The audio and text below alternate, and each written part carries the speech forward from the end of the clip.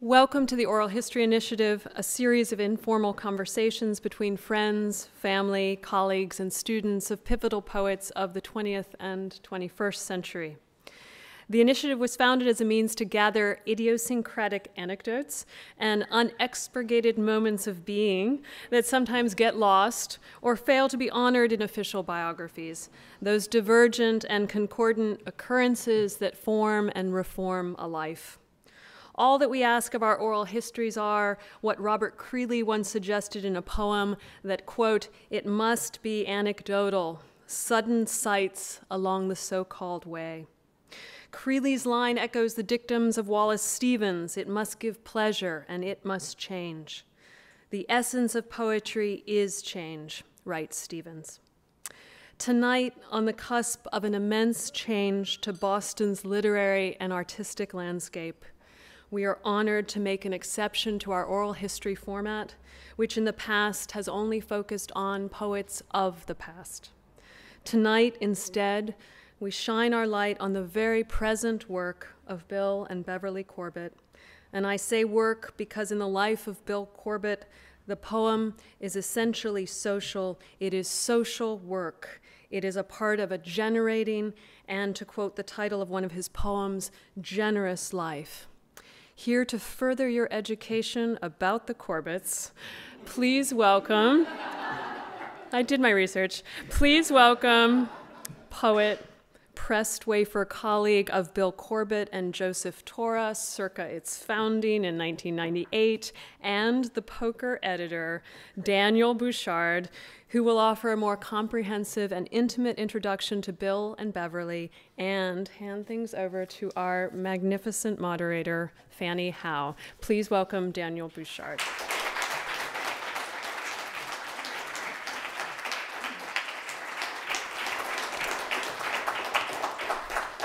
Hi. The idea that soon the Corbetts will no longer reside in Boston will take some getting used to. I know there are poets and poetry sympathizers who have been in Boston for just as long or longer, but I cannot think of anyone who can claim to possess the city with the breadth and intensity of the Corbetts. It's not a matter of years, though that's certainly a factor. It's not the zip code or street address, but the level and consistency of sustained engagement. For many years, you could have telephoned Bill Corbett at his home in 9 Columbus Square, and on the pretext of being a poet, an artist, a student, or a person engaged in any number of creative occupations, arranged to meet him at a bar or restaurant in Cambridge or Boston and talk of any number of things, even if you had never met him before. Perhaps you can still do this through the end of June. Tonight, we make a formal occasion of what for decades has been good conversation, as a tribute to two people who will be very much missed presences. I met Bill Corbett in the mid-1990s, relocating to Boston after my time as a student was complete, and after the usual initiations into poetry were behind me. Connected via Malenko and Tora, I knew of Bill's work already. I had picked up some of his books in used shops in Philadelphia.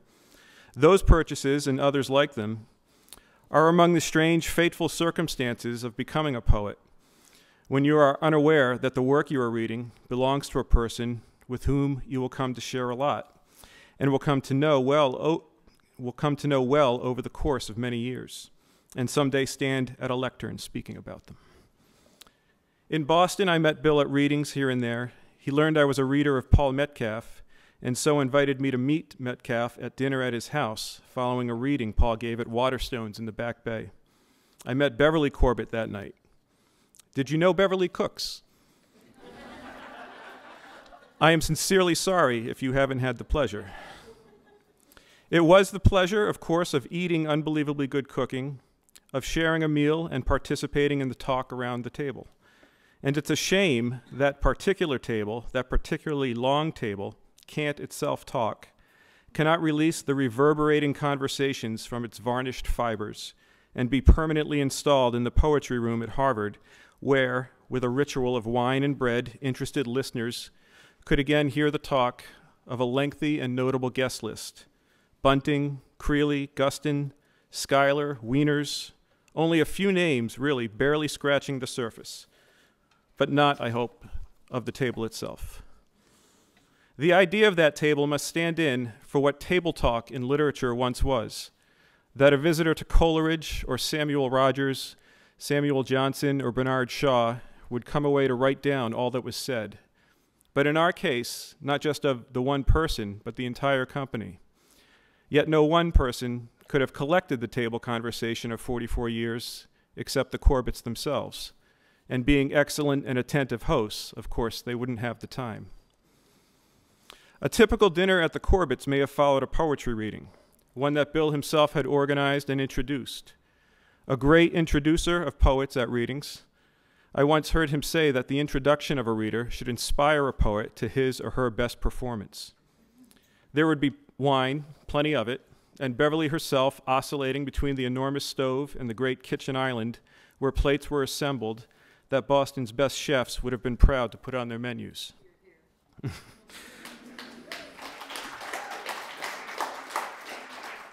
And always after a full day's work.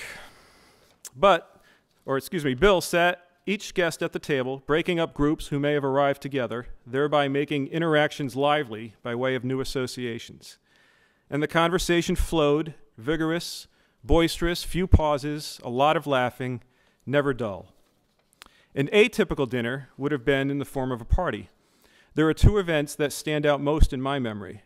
First is the birthday party given for Garrett Lansing, which best symbolizes for me in spirit and in the people who attended the feeling of poetic community in Boston as I knew it at that particular time. And the second is the party given for John Wieners in the spring of 2000. Pressed Wafer was new, and that night John was awarded the Pressed Wafer Lifetime Achievement Award in the form, I think, of $17,000, a fundraising effort that Bill orchestrated as Wieners faced possible eviction from his apartment in Joy Street. I was proud to be a part of that effort. So in one of modernism's traditions, we make an effort tonight, a collaborative attempt at collecting or retrieving fragments to shore ourselves up against the loss of the Corbetts. Certainly a gain for New York, but a tremendous loss to our city and the community of poets of which we are a part. And tonight also, it's important to note that the table, or table talk, in the format of the evening is turned. Almost 10 years ago, in December of 2002, it was Bill Corbett who publicly interviewed Fanny Howe at what used to be Wordsworth Books in Harvard Square. Over the course of a weekend of talks and readings celebrating Boston poetry and the works of Fanny, Garrett, Wieners, and Stephen Jonas. That interview survives, possibly, like many poetry readings recorded across a short but active stretch of years, on reel-to-reel tapes in a rented storage facility of Sean Cole's somewhere near Brockton. If they can ever make the leap into digital life and go virtual, that conversation may survive in perpetuity alongside what we're making here tonight. Now I turn the floor over to the evening's moderator, Fanny Howe.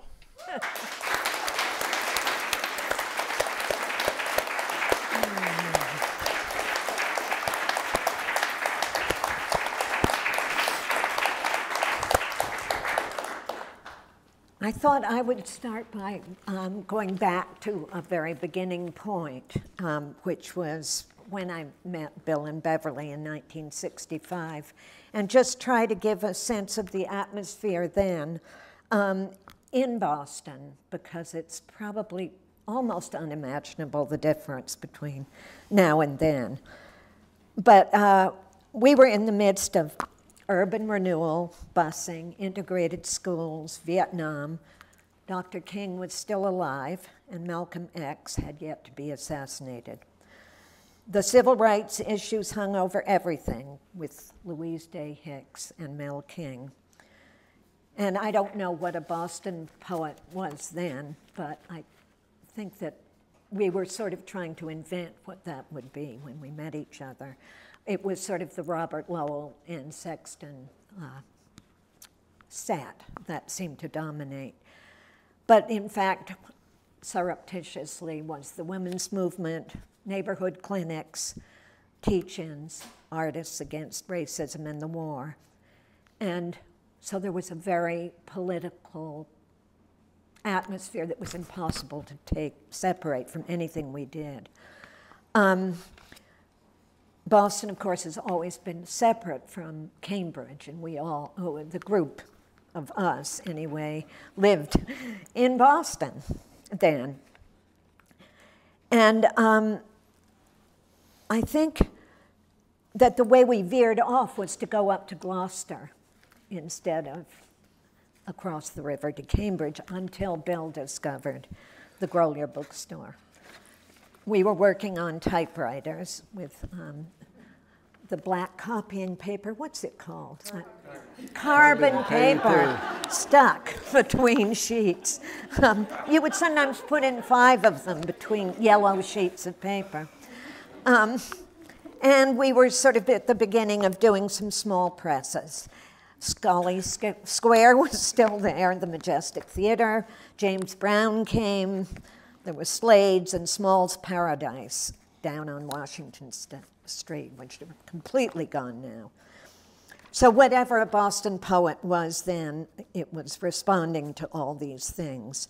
I know that Bill and Beverly, one of their most important meetings were with Ben and Judy Watkins, who had bought a house in the South End where you had to crawl up the stairs because there were no stairs.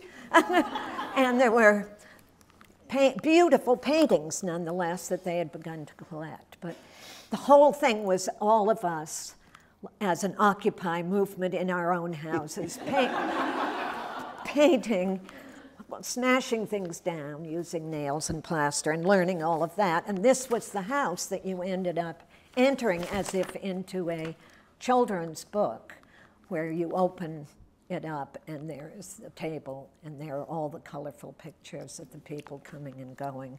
And just as Dan suggested, if only the table was made of Bill and Beverly so they could just keep chattering away at that magic table.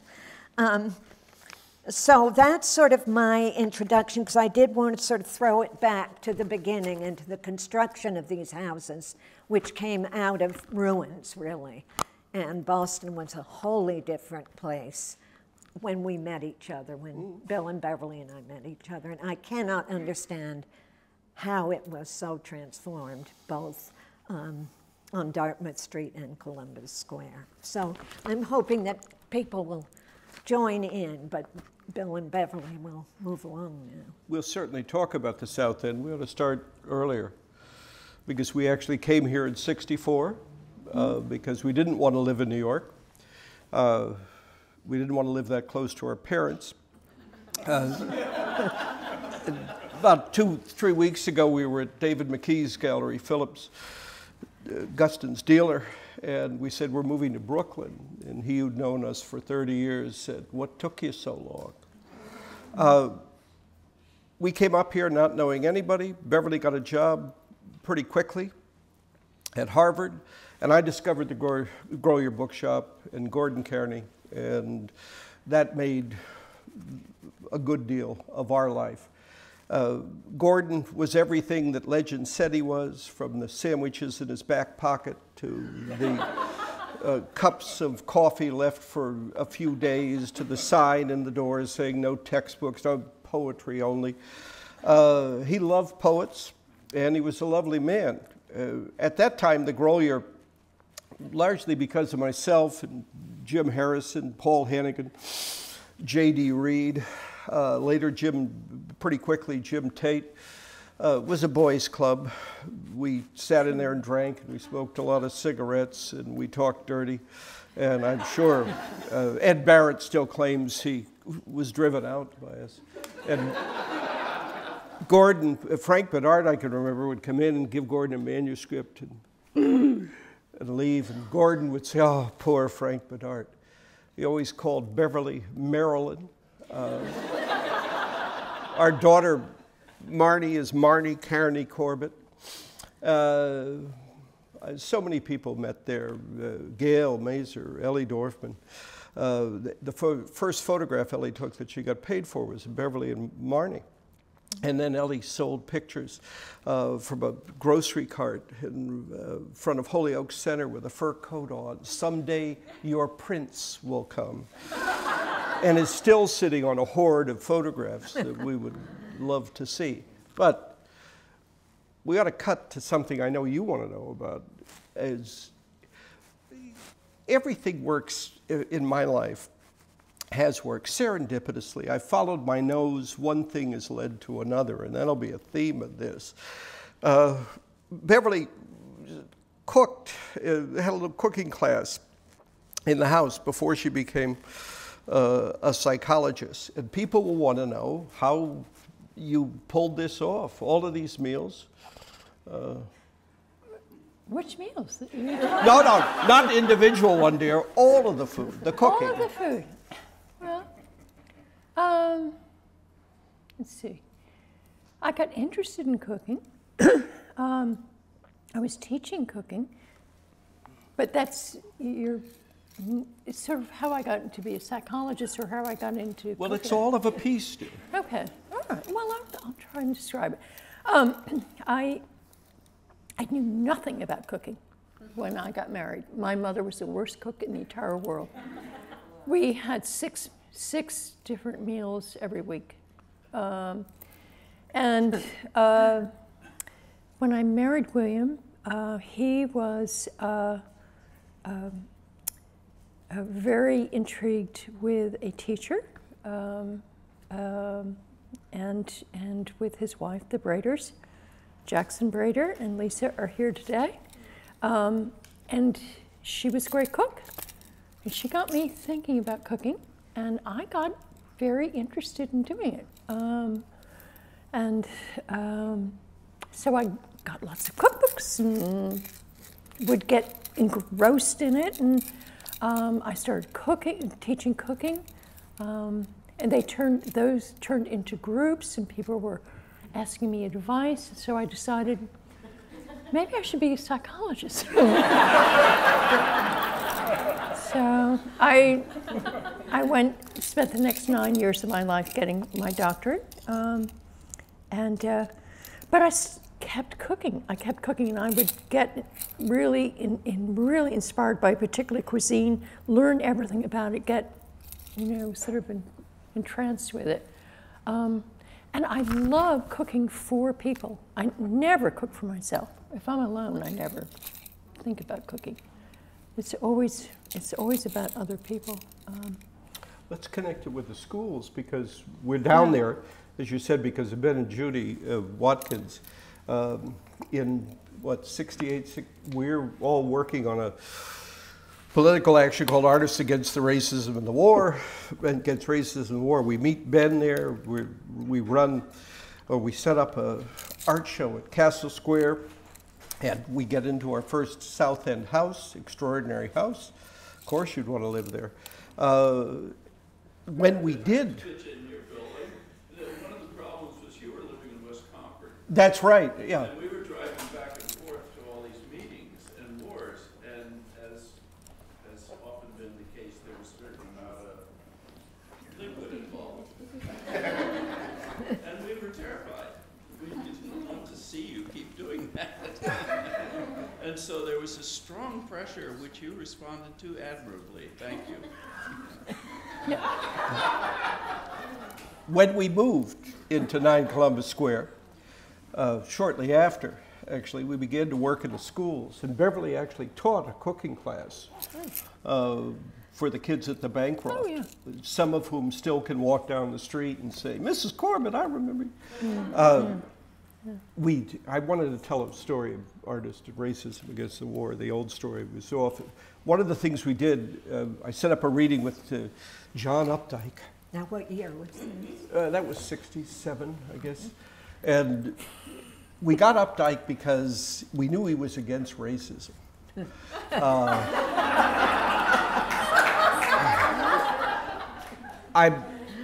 We're at dinner beforehand at the old Athens Olympia, which I miss today.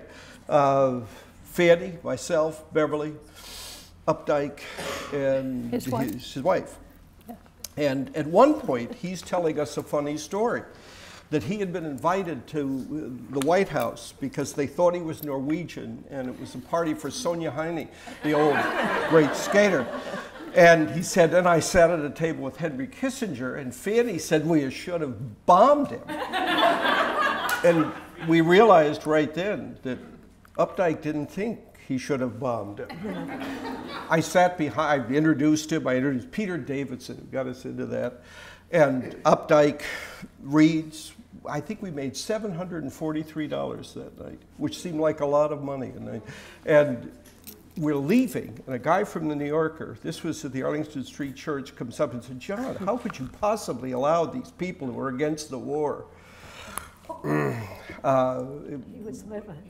He was livid. We had a beer afterwards, and when he divorced that wife, I saw him a couple of times, and he said, well, he bought me a drink and said he forgave me for that. He was not against the war. He was not against the war at all. No, absolutely. But he was against racism. Yes. But he was against racism. We were raising the money for a school in Roxbury.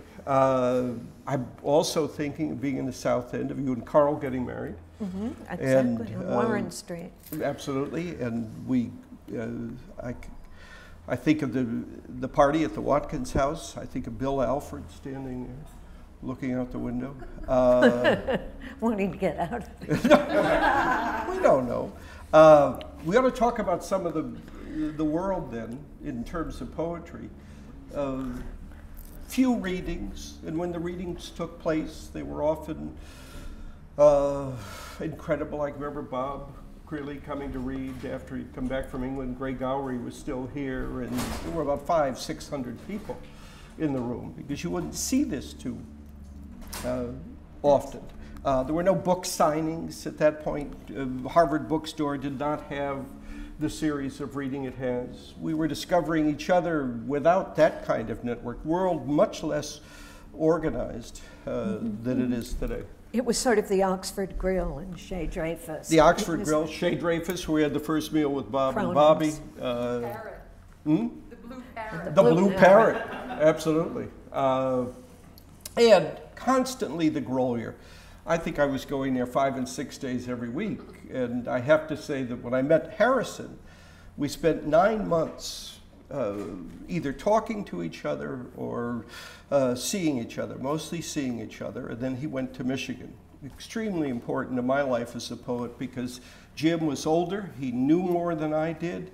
He was dirty-mouthed, he was funny, he just had life to him, and he still has it today. 2 years ago, Arden and I and Thelonious and Bruno were standing in front of Balthazar, and there's Jim. Still has that quality. Joe Torre can tell a story about having dinner with Jim at the house. Later it was Michael Palmer. I have to tell this story. Harrison had said, there's a poet in Boston, Cambridge you have to meet. He changed his name and he slept with Gene Shrimpton. And I said, okay. And who?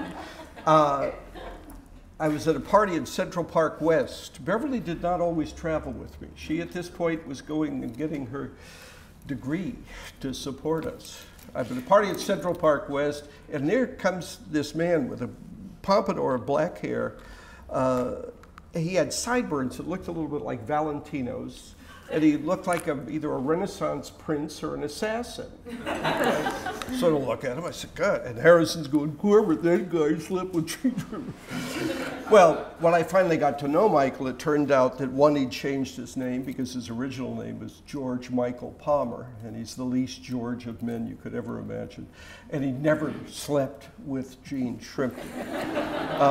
He was significant because I had the luck of meeting a person who was a lot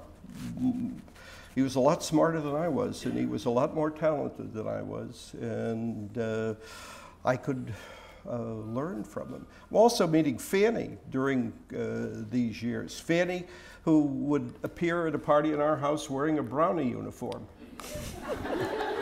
Had a sense of costume, had a sense of fun that was great to have. And I think one of the things is, I don't know what people do today in some way, but Beverly and I have, without wanting to, hope to recreate a life in our house, or hope to create a life in our house that would be a pleasure writers spend a lot of time alone. When you spend it with other people, stir it up. It was strangely grown-up, too, the two of you. The way, you know, you were the only grown-ups. Even though you were wild and crazy, you went into your house, and there was a formality to it. And it's an odd thing. You may have learned it from the Braiders, who were wild and crazy, but also had that They were beautiful significant, formality absolutely. with the wonderful meals and the. Nothing started with us. I'm thinking of, because Arden's here, in part, you and Beverly sitting, nursing, Beverly nursing Arden, and you nursing Aunt Lucia at the kitchen table, smoking cigarettes. And throwing. With a big glass of scotch. And scotch, just. It was, We had no idea there was anything wrong with doing I'm that. not sure there was. I'm sorry, the jury's still out there. It's Arden. Pickled product is not always the best. We started to do things in the house, partly because Beverly was, my wife works differently than I do.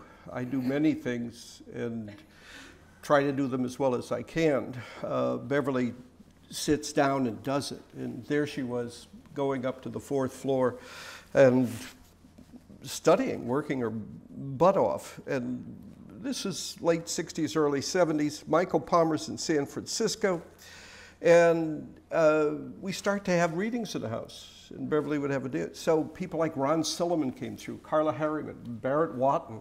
Leslie. Scalapina. Beverly would serve pasta, we'd drink, and then there'd be about 30 people up in the big living room, where Fanny was later to have a play produced in which we both acted, and so did Frank Conroy's wife.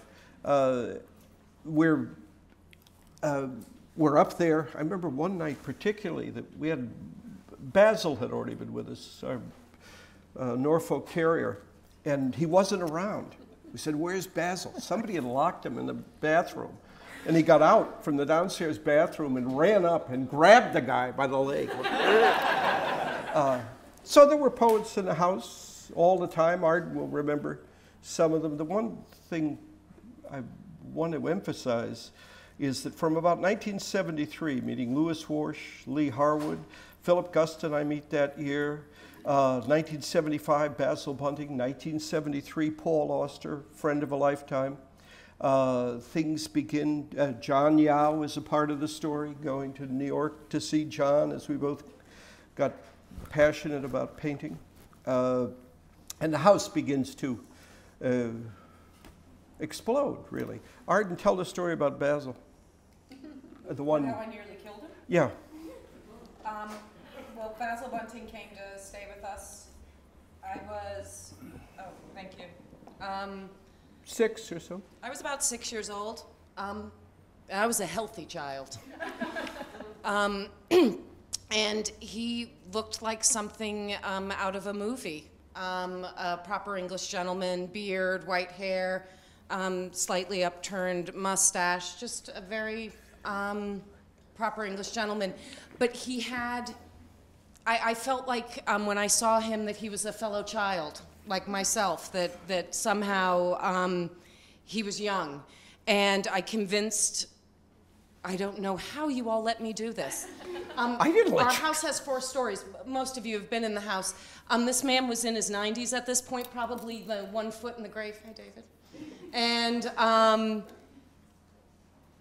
I made him take me on his back and run up and down the stairs, all through the house. As I like, giddy up, faster, faster. And he ran all through the house, like running me all through on his back.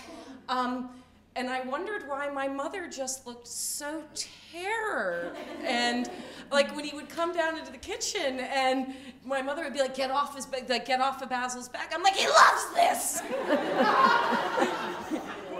I was thinking about the links between things in the Poets' Theater, which I grew up with, of course, because of my mother coming from Ireland and bringing the model of theater that was enacted in people's living rooms. So people would do these play readings, and Bob Scanlon knows all about that.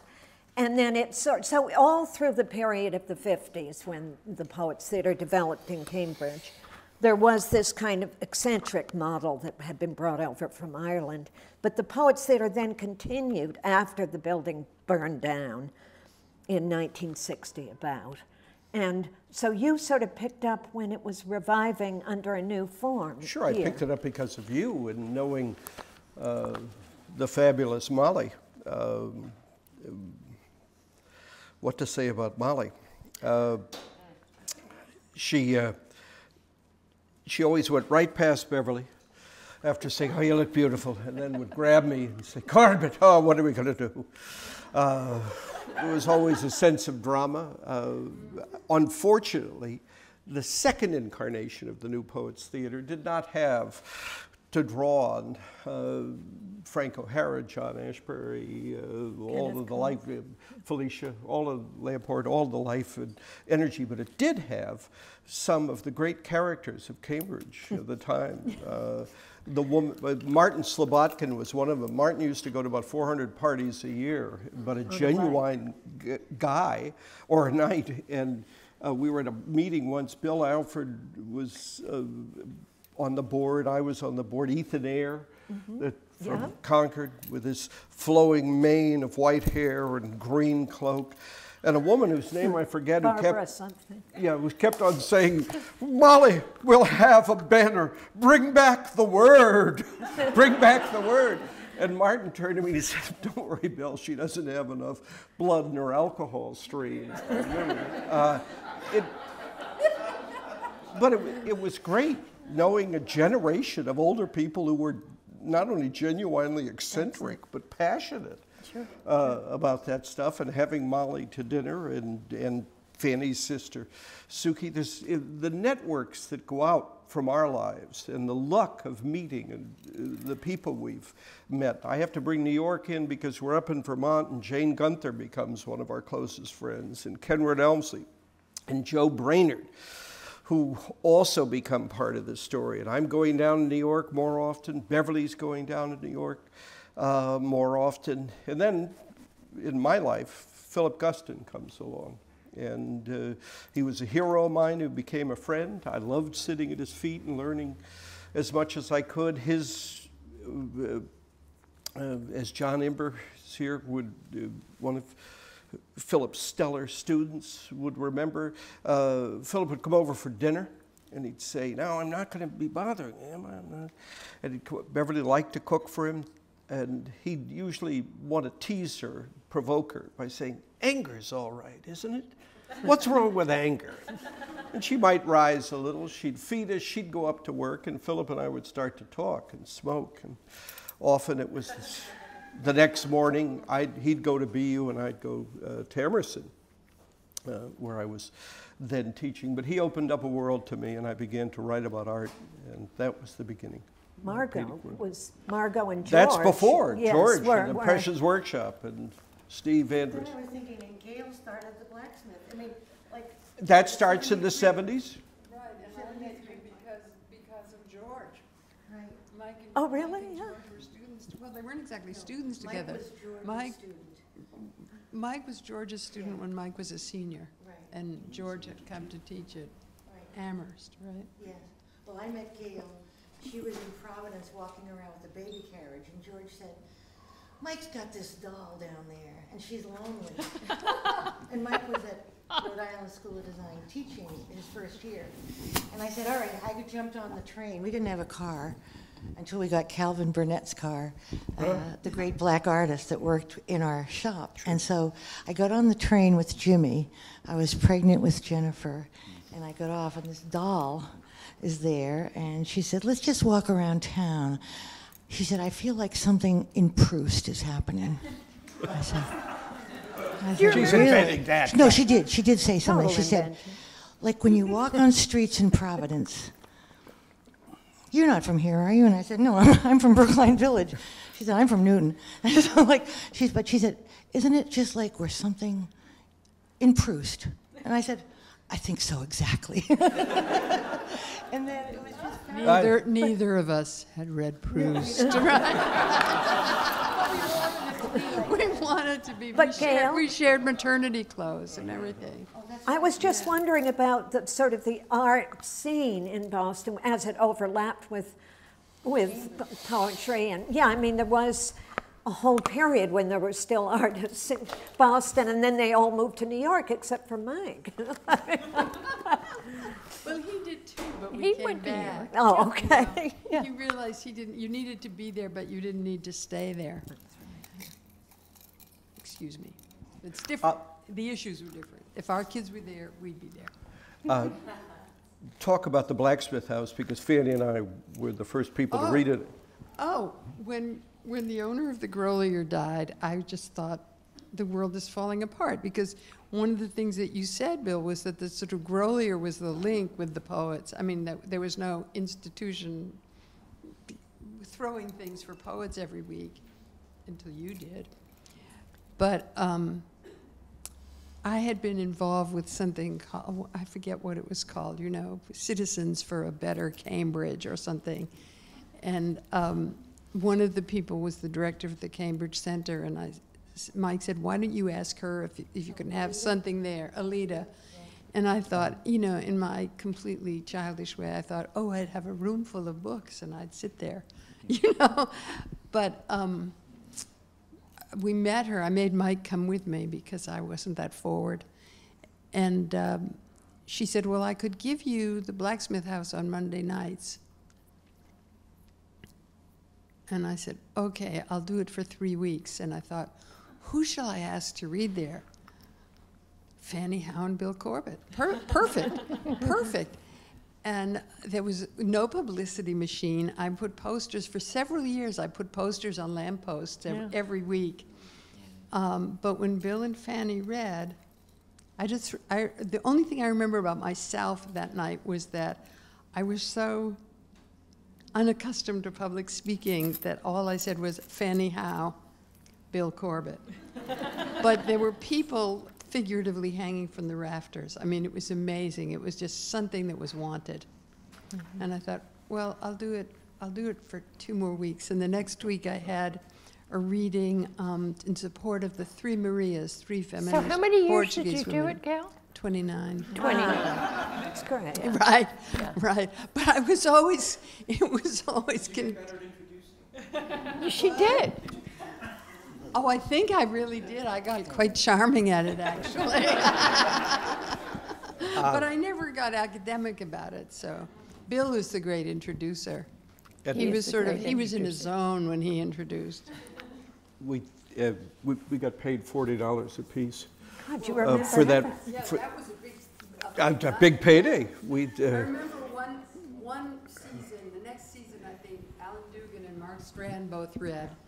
And I think Dugan was the first, and we passed the hat, and he got $59. And when Mark Strand read, he got $39. They were both huge crowds, but Dugan couldn't get over it. He never let it die. No, you know? So of course the shuttle Was it from a New collection? York was $15. Was it just the collection? Yeah, Yeah. just from, I had this basket that Mike's aunt had sent me fruit in at Christmas. Yeah. I still have. There's no way we could keep this up consecutively, but Gail, a couple of years into the Blacksmith House, asked me to take over a series of readings, which meant that I could bring a lot of people whom I knew who weren't reading here up.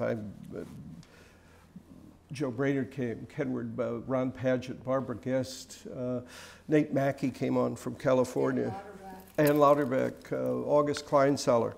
Not the novelist, so I was later be able to get to MIT and other places, but it was one of the few areas of action. The great thing about the Blacksmith House, beyond the fact that it lived for 29 years, is it wasn't affiliated with the university. And it wasn't affiliated with the university, so you could... It was funny because it was in Harvard Square, and half the people that came thought they were reading at Harvard. They got paid a little more, so... There was a point you may remember, I can remember the day, Michael Franco, when you came to see me and said Michael had come from San Francisco, and he wanted to start something, a reading series. And I did my best to dissuade him because I said, this is thankless. You go in there, you set up the chairs, da-da-da-da-da. And he started word of mouth, which became significant in a lot of people's lives because it brought Joe Torr out of the woodwork and Ed Barrett, who Beverly and I had met when John Ashbery came to town to give the Norton lectures. John always liked to have Beverly cook for him. So she had, first Norton lecture, she had made food for about 14, and John, who has a way of getting what he wants, said, Bill, I want to bring some friends. And of course he did, and one of those friends turned out to be Ed Barrett, and we discovered that we had a lot in common. And then he persuaded me to join his Romney for President cabal. we remained friends. But you talk about that time, the 80s start. You're working hard, but we're starting to entertain, and we're having big dinners. We're starting to have big parties, like the dance party. Remember? Oh, yeah. I mean, but you tell it much better than I do. You tell about the dance party. We have to, Dan mentioned 2 parties. There were others. You mentioned my party, so. No, I was going to say, our daughter Arden, yeah, Anna McGregor, Charlene, Arden, we found out later. Please, you knew back. I did not, Arden, until you broke the goddamn thing that was. No. Well, parties in the house. I know Sven Burkerts is here, and Mara. Sven and Lynn had their wedding reception in the house because they had been at dinner, and Beverly, they were saying we didn't have a place. Beverly spontaneously said, well, do it here. There was an evening when Margie Jenkins' dance company was in town, and she's an old friend from San Francisco. Michael Palmer works with her. And does Cunningham's dance? And she was with Merce Cunningham, was living around the corner. As I say, one thing leads to another, or has led to another. The dancers arrive, and at least at that time, the dancers were all poor. I mean, they were poorer than poets. So you'd wait at night, you'd have a little, and they'd bring out this much bourbon because they were afraid they weren't going to get any. And so they performed, and before that, Margie and I had gone to the old Star Market in the Prudential Center and bought, I said, what do you want us to buy? She's throwing in heads of broccoli, piles of carrots. I'm saying, who's going to eat this? She said, don't worry, they are. They arrived, and there was a hell of a lot of people in the house. You were there, Russell was there, Stratus. I could see Stratus and Russell sitting on the couch. And the dancers finished the food. They come upstairs. Barney and Arden were asleep, and the Bee Gees had just made that album. It was Saturday Night Fever. And suddenly the dancers, about 30, are starting to move across, shake the house. And there's Russell and Stratus having drunk too much, holding on to each other, singing, bald-headed woman for me. It woke the kids up. It woke the kids up, and they came down, and you were being carried around by the dancers. We walked down the steps, and there was this line of some like 20 or 30 dancers that spanned the whole length of the living room, and they were doing the synchronized disco dancing. I thought it was a dream. Like, It wasn't. It was like Ziegfeld Follies. Like, it was like unbelievable. You've got to imagine cleaning the house after that, because there was a lot of cigarette smoking, and the funk was great. Of the 2 parties that Dan mentioned, the one for John Wieners, which was on a Saturday afternoon, when we did give John the Prestway for Lifetime Achievement Award. I had to go back to this. The first time John was ever in the house was about 1972 or 3, just as he appears in Ellie's photograph with Gordon. And he was standing in the kitchen with a sleeveless sweater on and a bow tie, a little mustache. And Paul Hannigan was next to me, and he said, "I can't believe that's John Wieners. How could he look like that? He looks like a biology teacher in high school." He later came to give a lecture in the upstairs on Black Mountain College, and he wore a gray suit, tie, and I introduced him. He was sitting over here, and I noticed as I was doing it, he was looking in the little pocket mirror. And then he stood up, and he started to talk about S. Foster Damon. And there it went. He said a great thing that night, though, something I've never forgotten. He said, if Richard Wilbur had asked me to a school, I would have gone there. It just happened to be But then we Olsen. also entertained him when he arrived in hot pants. I did, yeah. This was book, Ruth Lepson will remember this. This is Book Affair, early book festival. And I was taking the Fire Exit stuff over, a magazine that Fanny and I had started with Ruth Whitman. And it was a May day. Doorbell rings, and I look through the glass, and there's John in a woman's coat from the 40s with big Bakelite buttons on it. And I open the door, and he's wearing hot pants with women's shoes on. And he comes in, and I don't say a word. And I say, John, he was reading at this event. I said, well, John, we got to take the cab over, and because I had a big box, we leave the house, taking a cab over, and as we're getting in the cab, there's a bunch of construction workers there. We're going, whoa, look at him, ooh la la.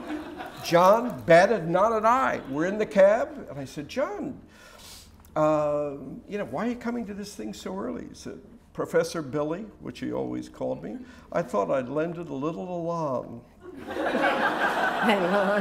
He's great. He's great. In the late 90s, Jim Dunn, John's great friend, called and said he was needed help because John never made more than $600 a month on disability. And his landlord was getting ready to throw him out. That ultimately led, through the good efforts of a lot of people in this room, to the Lifetime Achievement Awards. Saturday afternoon, a lot of people read. There were 147 people in the house that day. Somebody told me that there were that many. I also remember the party for you. Yeah. What do you remember of that? A lot. Yeah. I remember you reciting You're the Top. Yes. You're the Top. Pisa, you're the top. You're the This happened on a Sunday night. Fanny was about to go to California. And obviously, we had a big house, and we could do this. And we loved doing it. A ton of people showed up. Yeah. But staying with us at this time was Kenward Elmsley, who was appearing in a movie at the Premier Delicatessen in the South End. That was fun. The party builds. There was about 60, 70 people in the kitchen when I'm doing You're the Top. Arkady Dragomashenko comes in from Leningrad. It was just... Henry Hampton. Henry Hampton was there. I remember C.D. Wright calling up the next day and said, I can't believe I did that. Oh, God. What the hell she did. But the party ends at about 4 o'clock in the morning, and I've got to go down and pick up Kenward, who was performing in drag in this movie. Bitter, bitter cold night. And I pick him up, and we're driving away, and I go wrong way down a one-way street, and a cop pulls me over. And there's Kenward, who's a large man, sitting imperiously in the back. And the cop looks at me, looks at him, looks back at me, and I said, really, you don't want to know about this. He said, fine. Other great parties. Oh, Jim Burley was a part of this.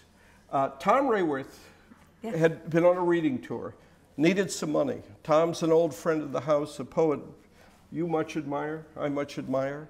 It's been one of the pleasures of having a house like that, to serve people you really care about. And we thought, why don't we have a reading in the house where everybody who wants to come pays $10. And who would we put at the door? Well, the bluntest instrument we knew at that time was Jim Burley, who did a terrific job. Tom, who reads like a machine gun. Blah, blah, blah, blah. And yet it's all clear. And ended with that beautiful little thing he did. What's that little instrument? Oh, what is it called? It's you know, it's like an organ grinder, but with a little, it was terrific. a tiny one where a piece of paper floats out of it with the words, with letters on it. It was after John Wieners had died. And you guys, you and Ben and Tom went out to the grave, but we gave Tom that night $800. Terrific feeling to do that. There were other big parties. Jesus. Sure. I'm trying to remember them. It was your big birthday party that you had there that you called me up complaining that the cops had come and shut it down. And Yes. you wanted to know what type of reputation I had. It was probably because of the parties you had. There's no doubt about it. The cops shut down every party I had. Arden would have parties when we went away. And the way I knew we really caught, or I caught on to it, is the house would be extremely clean when I got back. Yeah, yeah. I did a better job than your older daughter. Yeah. I want to come back a little to the political thing because as I've been thinking about this, I've been thinking of so many things to say, and one of them was that we were involved in the Bancroft School, Watkins, Richard, so many people at that time in the South End. And it was the only open, ungraded classroom in Boston. And it held our attention, the schools, at least as long as we had kids in them. I later became the head of the Madison Park, known at that point as Madison Dark, because it was predominantly black. Arden went there, Marnie had gone there, Tim Watkins went there, school, and I found myself, because of this, about 5 people came to the goddamn meetings, but with Tom Atkins, who had run for mayor, on the day that that Glenn Bias died, I'm sitting with Atkins and Lavelle Wilson, the coldest block, one of the coldest block of ices I've ever dealt with, carving up the Boston public school system. It ultimately never worked, but it was that tenuous, fractured and odd at that point. There'll be other people who remember other parties. Where do you want to go? I think, well, I think that people should say something now. Or it would ask be great questions, to hear. or do whatever you want to Bob, do. do you have anything to say about the Poets Theater thing? 'Cause I'm sort of obsessing over that. The old Poets Theater shuffle, Bob. Go. Bill, What? Could you say a little bit more about Jim Harrison? You know, I think the friendship with Harrison. Jim Harrison? Yeah, you talk a little bit because I think people should know a little bit more about him and the friendship and, you know, say a Well, little it's bit more. existed over 40 years, although we don't see each other a lot. I think one thing that distinguishes the house and us is that we've known people all our lives. And there's always been a place at the table for everybody. I'm thinking of Henry Peck, I'm thinking of young Shelton. Well, there's also not only a place at the table, but a bed. Yeah, a bed. A bed. I mean, we've housed so many people. Yeah, yeah, yeah. Harrison comes in and out of our life, and what to say about Harrison at the Grolier? That's Oh. where I met you and him. Okay. Well, Jim had gone to Michigan State, where he'd been, actually, I was to find out from his mentor, Herb Weisinger, later at Stony Brook, a brilliant student. He had already written a book of poems, and we had what, I wasn't from Harvard, he wasn't from Harvard, and I liked that about him. We just hit it off. So, I mean, you can't make a bigger deal out of these things than they are. We ended up, he brought J.D. Reed into the scene, and I brought, I guess, Paul Hannigan. and we just got along. They were Harrison, bad boys. They were bad boys. Harrison and I and Jeffrey Mobius and Reed, scared of them. Gray Lots Gowrie of people went out and discovered Olson too. I knew Lowell was in town, but Olson, maybe because I didn't understand him, I was trying to figure him out, meant a lot to me. Jim was just great company, as he's always been. And it's been great to see him every once in a while. Last time I saw him, as I say, I was in New York with the... He's a man with profound appetites. Yes, profound appetites for Profound. many things. I mean, he will do, you know, like 5 main courses. Well, he's a double entree kind Double of guy. entree guy. As he says. I mean, he looks like, a friend of ours said he looks like a water buffalo, and he does, you know. But he loves life. He really does. What's your... Oop. Buddy, so And it's a food in friendship. one. I mean, after the... Yeah. There's a point at which I don't know what you learn from your writer friends about writing, but you're all, as Bob Creeley used to say, you're in the company and you're going on with it. And so Jim is that. But to start, you know, the great friends of a life are so many, and luck plays a role in that, just as the great students I've had. Luck plays a role in that. Yeah. Well, I'm wondering, Judy Watkins mentioned that you were on WBUR earlier. Is that right? Today? Well, I don't know, Mira. What happened?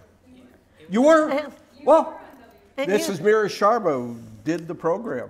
And Came you into my said- house and interviewed me. You said I am not a Boston poet. Absolutely. Now, so I'd like to talk a little bit, what is a Boston poet? For me, John Wieners is the king. Absolutely. Yep. He reigns supreme. If I would want to measure myself against any Boston poet, I would say he's the one. I was thinking of that particularly because Sven, the last, or the current Odney, and you were involved in this with Bob Gardner's great photographs yes. of him. Several people brought up that Lowell had said to Helen Vendler that nobody would ever think of him as heartbreaking. I never thought Lowell was heartbreaking, but John was heartbreaking. The Hotel Wentley poems have that quality. The fact that they lived, both of them lived on Beacon Hill, one poor guy, one rich guy, they make a fascinating pair. They were both real poets. Absolutely. I mean, you would never take that away Absolutely. from Lowell. I did. But I think you've done some books in pressed wafer which bring up the spirit of Wieners to me. And I wonder if that's in any sense one of your sort of muses as you go forward and thinking about Boston, leaving it, thinking about the poetry. That's Well, I'll come always take whatever it is with me. It was Joe Torra who named the pressed wafer. It came from John's pamphlet done in an art gallery in Buffalo. No, he's significant to me. Just as For the Union Dead is significant when I think of Boston poets. But the fact is, we could easily talk about Cambridge because not a lot of people lived in Boston. Yeah, well, that's it. Bill, there was a reading that you gave at the Nielsen Gallery Yes. of Boston poets. Do you remember that? Yeah, sure. And I think if you could remember the list, you would remember people would realize the breadth of your affections for different poets and different poetry here. But it's true that the river is a big divide. Sure, I can remember a lot of them, but the way I can say about that in my life, Seamus Heaney's books are next to Michael Palmer's, and next to Bernadette Mayer's, are next to, you know, no, they're not appetized. I've never appetized anything, which is becoming a problem when you move. I don't know what a Boston novelist is either. Most of my novelist friends, our novelist friends, have come from New York. And why is that? I don't know. People come to town and you get to know them and you, more. What else do you want? Well, I mean, I guess I'm sort of being essentialist, but I do sort of think there is a kind of ambiance or beat that's in people, where based on where they live, the atmosphere around them, and that we aren't in New York. There's no question nobody in this room is in New York right now.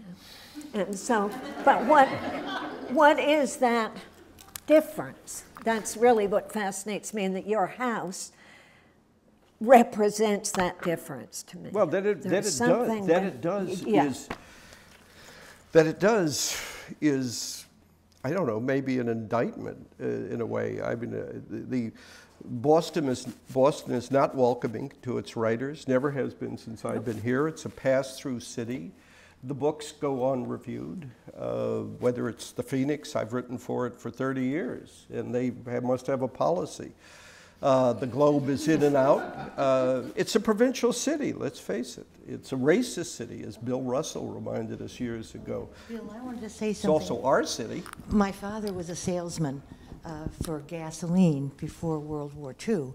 And when the war was over, there was nothing to sell. But he said, if you can sell in Boston, you can sell anywhere, because Boston is known by salesmen as the hardest sell of all. And you know what it is? It's because the Yankee overlords, with their Harvard-educated, beady eyes, they'll look you down when you go in the door. They'll look you down, and they'll make you work so hard to sell that if you can sell in Boston, you can sell in it. They used to say that about the theater in Boston too. Yeah. About if you can get a good review in Like Boston, the old you'll Howard, be all right. you know, the great strippers at the old Howard. I mean, who was the woman that had those pasties that went around? There were a lot of them. Blossom Storm. Tempest Storm, Norma Vincent Peale. I'm thinking of... It's like when you talk about that was a boys' club, then for some reason Pressed Wafer lifted up the veil, and then the nuns started to come in. You started to publish a lot of women. I'll go back to that. Anyway, back to that. But the hard sell is... But two things. One is that I don't ever think that Beverly and I have lived in Boston as much as we've lived in our house. That's what makes it a tremendous upheaval, that we've lived in love with each other in our house, that we've had our children there, that our friends have come there. This is not a bigger thing. I'm not going to say that this is... It's been the way we've lived here. About publishing women like yourself, Ruth, Linda Norton, other people, that was something I learned because I spent a lot of time with Jay Laughlin and wrote a book about New Directions, which is one of the disasters of my writing life.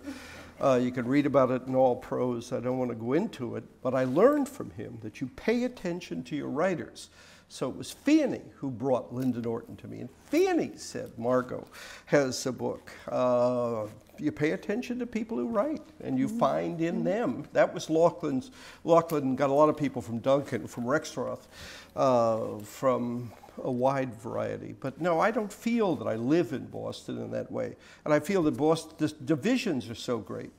It occurred to me the other day that why is it that when you read about Whitey Bulger, when you read about any great crimes here, back to Punchy McLaughlin getting out of what is now a hotel, the old Charles Street jail in a woman's dress and wearing it for 8 months, you never hear about an academic. Why? Because we don't matter. We don't belong to the political world. We don't belong to the criminal world. We belong to the sports world because we watch the games, and that's been lucky. I've been a Bostonian in that way, but I think I can leave without being, without being wept over, without feeling.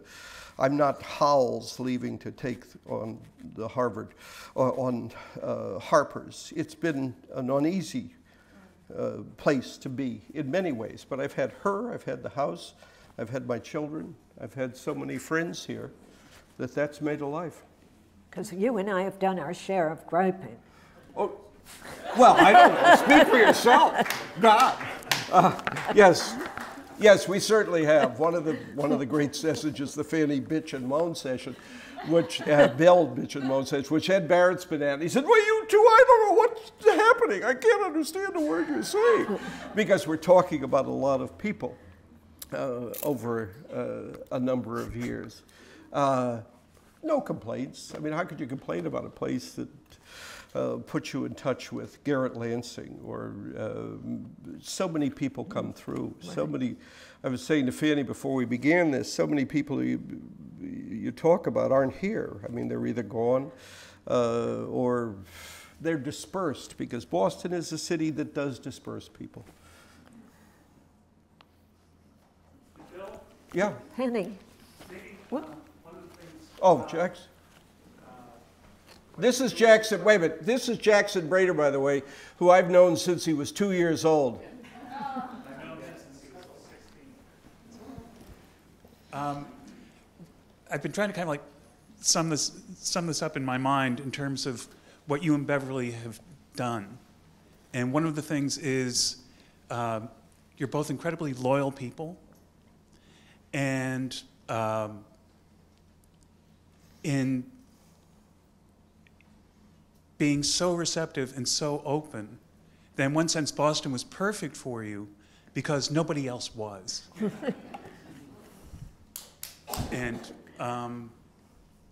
you know, it's sitting here, and I got John, what's his name? John Harvard staring down at me, and Ted Roosevelt, and these two Charlies over here.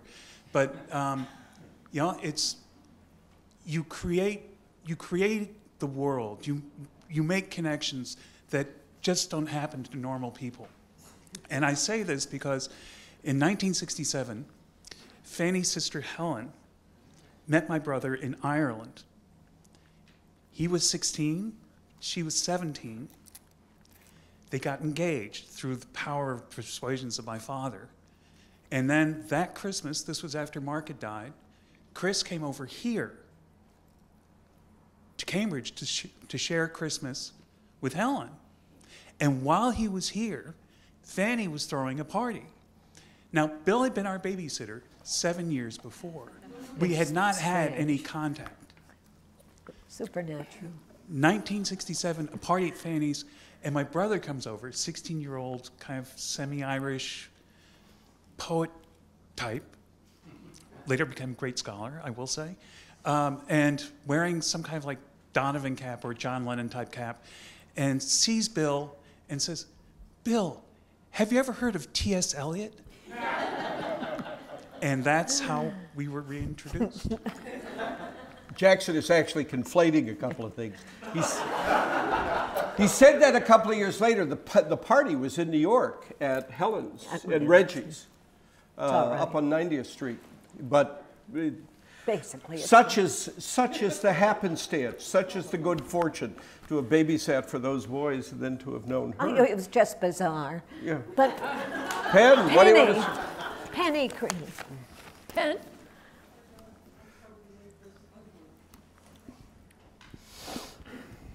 I'm Pen Creeley. I came to Bill and Beverly's place after I had been at Ellie's place. Robert took me there when I very first came to America, and so Ellie was my very first Cambridge, which I learn now that I have to differentiate from Boston. But we came eventually to Bill and Beverly's, maybe a couple of years later.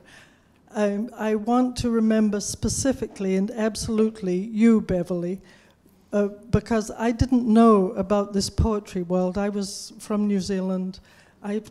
In many respects, I still don't know about this poetry world.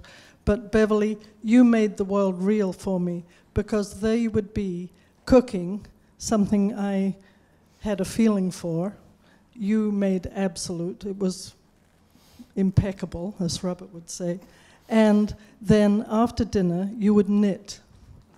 I loved that. To me, that made it home. And that was what your place has always meant for me in so many ways. Bill, you sent our son Will a book about baseball, a huge book about baseball, and it even had a Creeley in there. Will looked it up, so that was wonderful. I remember with the three of you having one of the passionate arguments of my life. I remember that so well. At the table, because talk about pissing and moaning. Bill and Robert were pissing and moaning about being poets and what a dreadful, hard life it was. But Robert and I had our ancient car had just broken down, driving down from Maine on the Bath Bridge. It was a freezing cold winter's day, and I was wrapped up in all my layers. We had to walk across the bridge, find a mechanic, get him back to the other side of the bridge. It was one of our very first nights away from our 2 children. We were coming down, I think it must have been New Year's, something like that. We came down and spent the night with you. We eventually made it. And then there were these 2 guys moaning about the terrors of being a poet and how you had to travel to so many schools and do so many things to make a living. But I was being a graduate student in landscape architecture at Cornell with 2 children, exhausted, completely exhausted. And there were these guys with wonderful Beverly cooking for them, wonderful me cooking for the other one, and they were telling me how hard it was. It's a very low moan. And then, unbelievably, Beverly would get up at 5 o'clock in the morning and go running. Oh, it was fantastic, and you remain that person for me, Beverly. So thank you for so much. And Bill has just written a wonderful book about Michael Gizzi, for which forever respect and thanks, and also has forever been a friend and true heart of Robert's. So from my female point of view, I can't believe that you're moving to Brooklyn. It feels as though the world is shifting on its axis, but I have the greatest love and respect and so many memories, but those are the specific ones. So onward. Because we're interested in, as Christina said, in what often doesn't get said, I want to remember Bob in some specific ways, and also talk about 2 things involving Harvard. And one is that Bob, from the moment I knew him in 66, 67, was one of the great talkers. He could just talk, and it was with an intensity that was engaging. You'd go to bed, and he'd come down in the morning. When he was staying at the house, he would wear his pajamas buttoned up, and he'd pick it up as if he hadn't missed a beat. And Arden, I want you to talk about being at the house as a kid and hearing Bob talk. Well, Bob sounded like something out of a movie to me. You know, it was a lot of, you know, what I thought was very kind of beatniky kind of slang. And he continued to talk like that.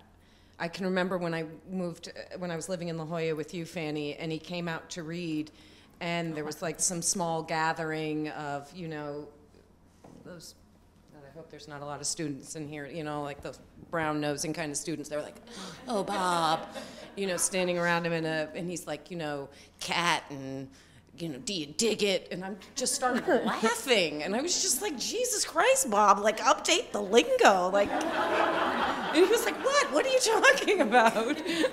He had a way, but it wasn't fake or forced. It was truly the way that he spoke. Right. It's hard to talk about. The house was always filled with not just writers, but artists of all sorts. Probably for me, one of the best things is just having a different kind of view of the men and women who've come through the house. Because I'm not in the literary world myself, I'm a nurse. I just don't traffic thinking in that way. Like they're not that. They are your friends. They're the people who've, you know, been my other parents, the people who've taken care of me. I think the best, the one that, like, of meeting somebody at 9 Columbus Square that stood out for me was meeting Seamus Heaney. I love Seamus Heaney. Oh, I love that man. Like, I get the shakes when I get around him. I have to sit on my hands. Like, I would bludgeon Mari for a chance to be with that man. Too much information there. I'm probably about 10 years old, and he's been on some reading tour, and he was down south. before he came up to Boston. And I woken up by the kind of noise of a party, which wasn't that uncommon. My parents didn't have tons of, you know, big raucous parties, but they had enough so that it wasn't an unusual thing. And I'm walking down the flight of stairs into the living room, and coming up to the stairs, it's like this crazy looking dude, like wiry white hair, and he's on like these beautiful, but they look ancient pants of like wool that looked like it was, you know, out of like a Charles Dickens novel, and he has those black bands on his arms, and he speaks, and I can't understand a word he's saying. But he's telling me to come down into the kitchen. He wants to give me something to drink, and he brings me down into the kitchen, and I sit at the island with him, kind of understanding a little bit. He looks like an affable, nice guy.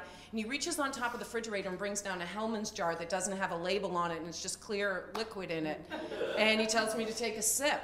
And it was moonshine that somebody had given him when he was in the South. And I remember it just like burnt my nostril, it burnt my throat, and he thought it was the funniest thing. Just laughing and laughing and laughing. And I'll never forget meeting him. That was, it was like burned into my mind. And into my nose and my eroded esophagus. Yes, one of the great things in life was to have Marie Heaney at your dinner table saying, "Oh, Bill, he's a feckin' idiot." I want to remember a couple of things because they're Harvard things that Sven and myself, and I don't think there's anybody else in the room, belonged for a time to probably the nastiest writers group that was ever invented. Mary Karrs talked about it. She was the only woman involved with it, and she said we made her cry. Sven was too gentlemanly, but I'm sure I helped to that. And she was kind enough to say that she learned from that the Liars Club didn't have to be a novel, but needed to be a memoir. The guy who started that group was Stratos Saviaris, who for many years made a world out of the poetry room here. It was a different time. We could sit around and drink. Can't drink tonight in this room. We could have a social occasion. Great parties. And yeah, readings and parties, yeah. Readings followed by parties. It's always nice to, I mean, poetry shouldn't just exist in some, basement room like a Trotskyite cell. It ought to have a social life, with it. Anyway, that was the only writers group I was ever involved in. Never again. Oskold Melnichuk was in that. I wish Oskold could be here. The seductive Oskold, who could always get me to do most anything. He calls you the king of Bohemia. Yeah, what did he know? More. So you guys get involved.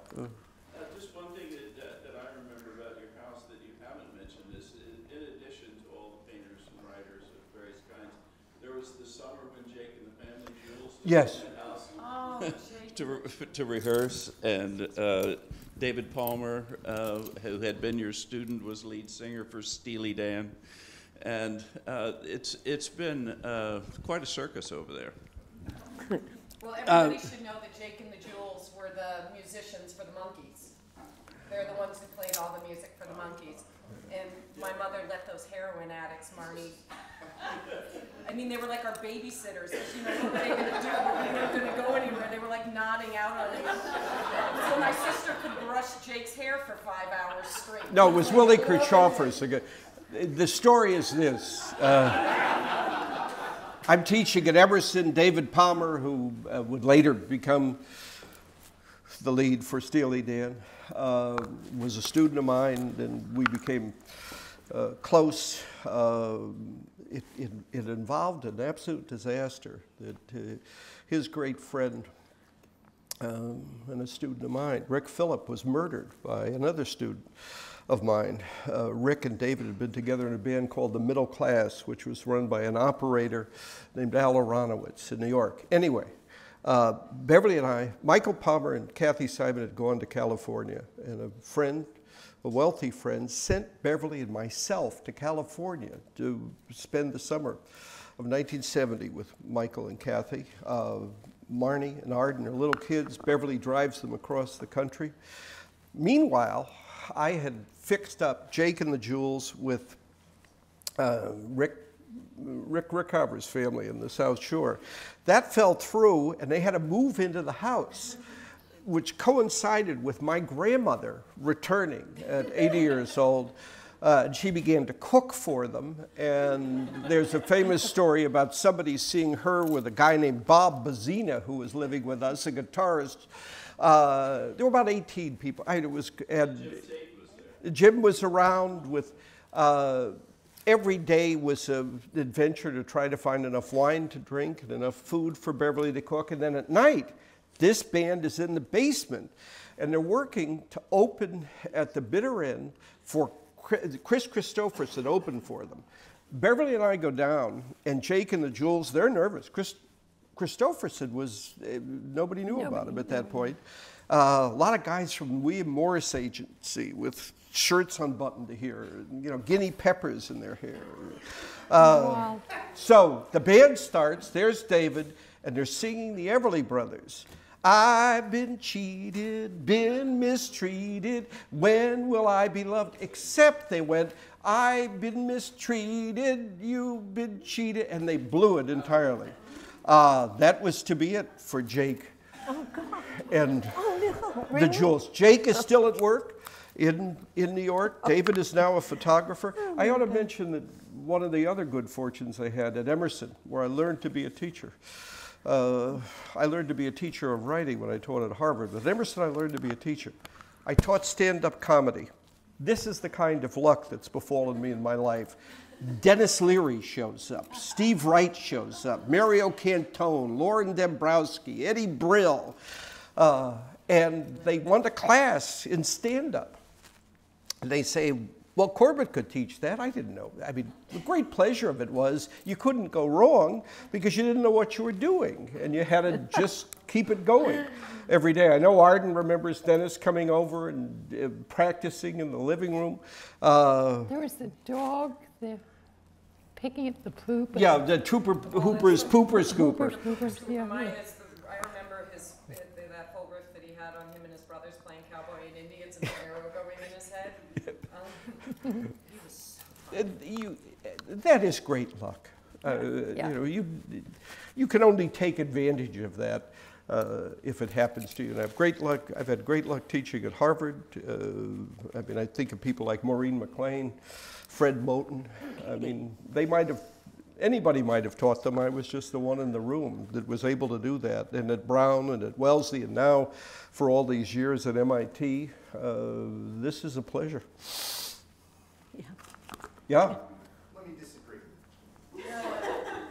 Because, I mean, there is the happenstance that you're talking about. You and I met that way, and it was wonderful because I knew Bill Berkson only because he had done something with Duncan in San Francisco. I was wandering around, I saw a poster with your name on it and Bill Berkson's name on it, and I said something to Louise at the Grolier about who's this Corbett guy, and she handed me a book, and I looked at it, and I said, you think you'd read for me? I'm going to start a reading series. And she said, write him. And I wrote you, and you said yes. And to know you and to come into the house with the two of you has been, since, what, 87? To be included in you were talking about the roughness of Boston. It is that, and the roughness of the academia. You know, you come into your house without portfolio, and the currency is that you want, or you're trying, and you're attempting, and whether or not you're successful doesn't really matter. If you are, you get dinner, and it's wonderful. If you're not, you get dinner. And that inclusion, I mean, speaking for myself, has been essential to my life. I mean, it everything. And I can illustrate that inclusion. We can come back to Mr. Heaney, because one of the great moments in that house, one of two, one was Creeley and Farini reuniting, and Vincent had driven across town to get to the house before anybody went to bed, and the two of them standing there embracing. I remember sitting next to Joe going, you pinch me. Here's two of our heroes sitting here, you know, getting back together, and all the stuff that we thought of as what poetry was supposed to be is standing there in front of us. But the other story, and I believe it was after a Clark Coolidge reading, and we had all assembled in the house, And somebody who was a Coolidge accolade turned around to a Seamus Heaney broadside, which was up on the wall, and turned to Bill and said, "What the hell's that doing up there? Why is that there?" And Bill, without dropping a beat, turned around and said, "Because it's good." More wine. And that's the atmosphere of that house. It's good. And is it good? And you're trying, and it's, you know, it's a world, and it's meant the world. You just heard from Michael Franco, and sitting next to him is his son Tomas, and next to Tomas is his mother and Michael's wife Isabel. They are responsible for one of the Corbett family's annual holidays, which is their marriage. And they are the first couple that I officiated, and I've now married 7 couples. Patrick Pritchett is here without Ingrid. I hope they're still together.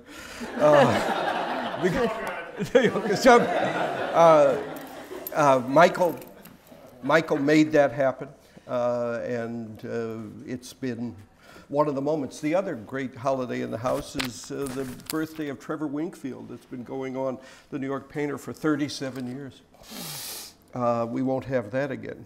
I would have to include Thanksgiving on that. My mother has fed so many people, and so unbelievably well at her table for Thanksgiving, and it's always been a table that's been open to everybody. I mean, like, there's sometimes, Dad, like that day you still invite somebody, and there's always a place at the table. Well, I had no family around when I first met you, and I always had a place at that table for Thanksgiving. Well, you once kept the table from falling to the floor, yes. If you remember. Footnote here, you were talking about the John Wieners reading, and you had the 127 people in the 47. house. Yeah. Excuse me. And one of them was Tomas, who was still in the little, the carrier thing, who was sitting in front of all the readers, and when Charlie Shively read, suddenly Tomas made a noise. He hadn't budged, and he went, "Ah!" like that, and Charlie came over afterwards and said, "I don't think the baby liked my poem." That's the first time he encountered that. Ruth, what do you think?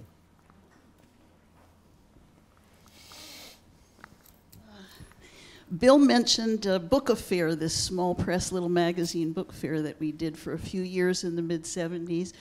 Gail Mazer and Stratus Javiaris and Joan Norris, a poet. And DeWitt. And DeWitt was the one who started it, DeWitt Henry. He thought we should have one.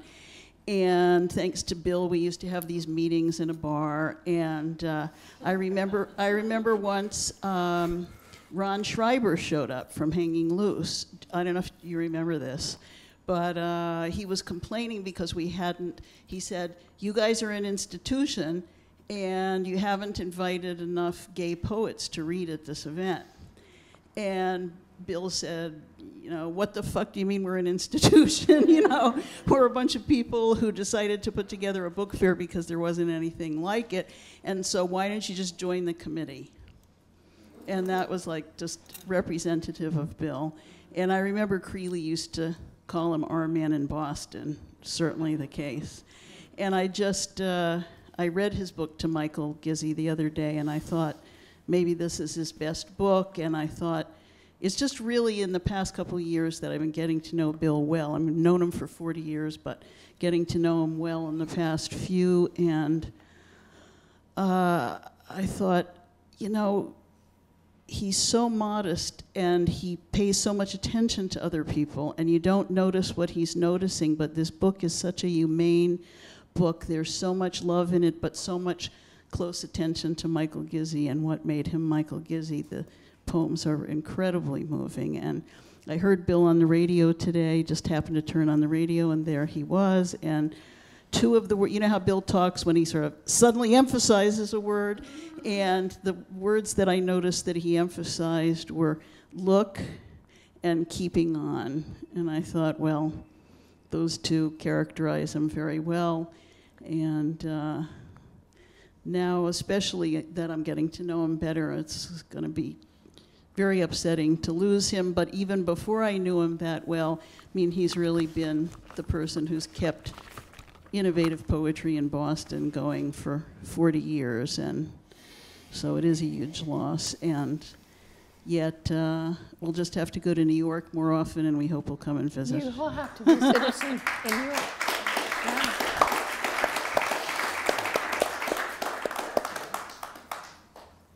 We probably should wind it down.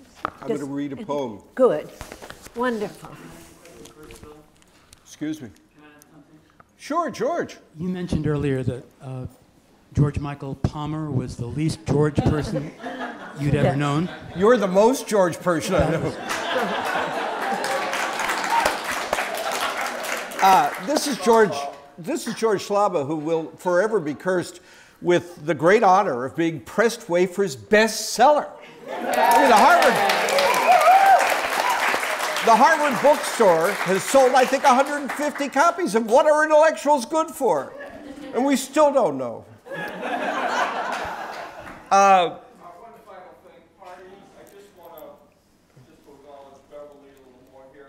I remember a party, Bev, I'm not going to do the years on you, but it was a birthday party for you, and everybody was upstairs partying and dancing up on the second floor, and you and I were really cutting the rug. You're also a great dancer, great woman, great wife, mother, great person. And I remember Arden, we were all very drunk, and you were really knocking a lot of things over, and Arden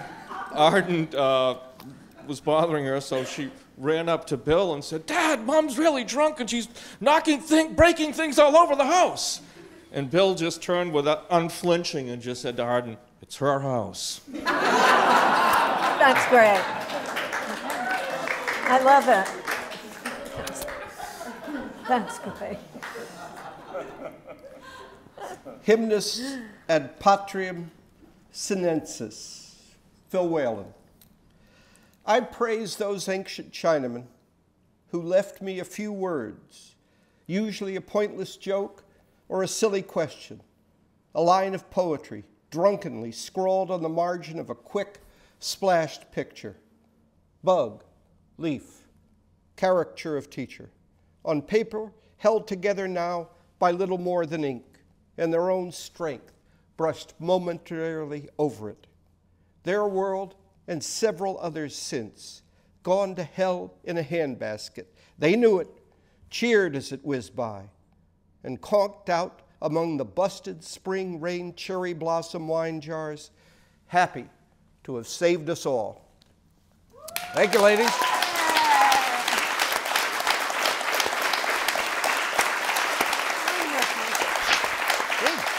Good. Just right. Good.